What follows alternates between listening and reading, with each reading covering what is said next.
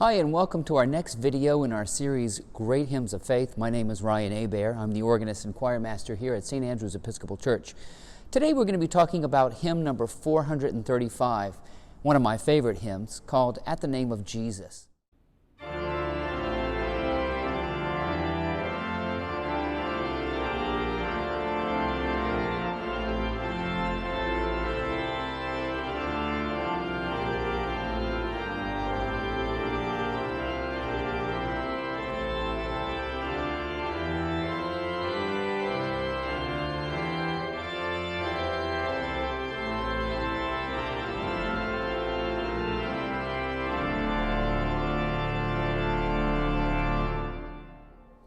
We'll start by talking about the text first, which was written by Caroline Maria Noel.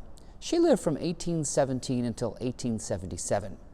She was a daughter of an Anglican priest and hymn writer, and she started writing poetry when she was around 17, but stopped until her mid-40s.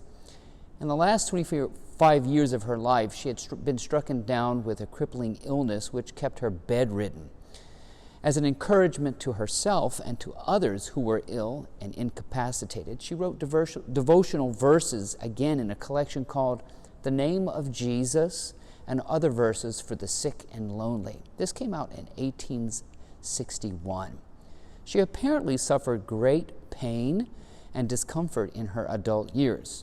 And although her devotional poetry was intended for her own prayers and meditation, several of them became suited for being included in hymnals, including this great processional hymn for the Ascension. At the Name of Jesus is a hymn she wrote in 1870, 7 years before she died. The hymn itself is a bold proclamation of the sovereignty of Christ. The melody of this hymn is called King's Weston, and it was composed by Ralph Vaughan Williams, who lived from 1872 until 1958. It's a bold tune, very distinctive with its rhythmic shape. It's also very dark and composed in the minor mode, which is kind of interesting for a hymn which proclaims the sovereignty of Christ. The tune soars to a dramatic climax in the last two lines. Like many of Vaughan Williams' hymn tunes, this one's meant to be sung in unison, and it's the organ which carries the heavy harmonic lifting.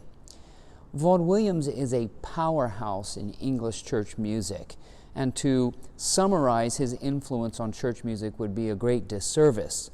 But he wrote almost every musical genre, from opera, symphonic, chamber works, songs, and of course choral and organ music.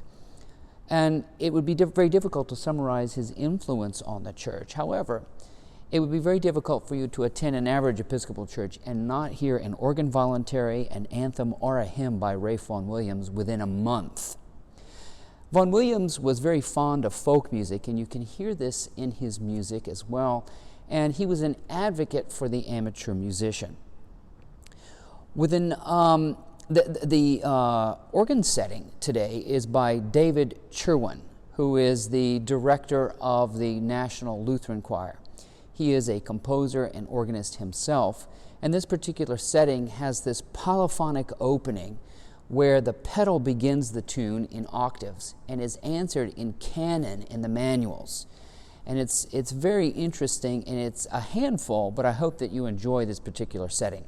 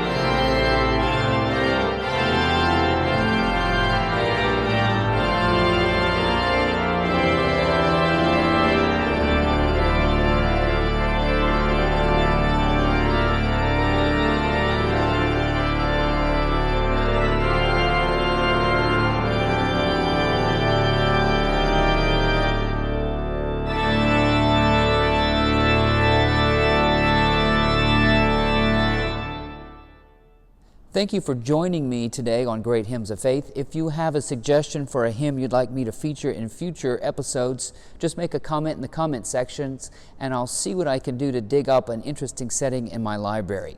See you next week.